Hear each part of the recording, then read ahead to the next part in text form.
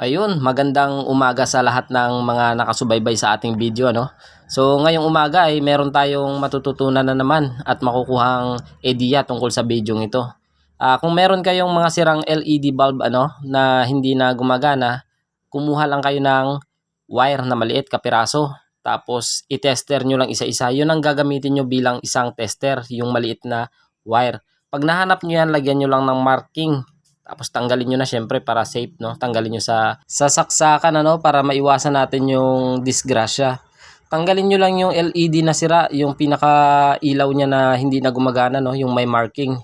Yan ang gawin niyo. Tapos ang gawin niyo, kumuha kayo ng lapis. Yung lapis na yon, gagamitin niyo yun para i-short ang magkabilang kanyang terminal para mag-connect siya, no. Yung iba kasi ang ginagamit nila kung meron silang soldering iron tsaka soldering lead, no. Ang ginagamit nila para mas mapadali, hinihinang na lang nila yan para hindi sila katulad nito, pag natanggal yan, mawawala rin yung connection, ano. So yun, tinestingan niya na.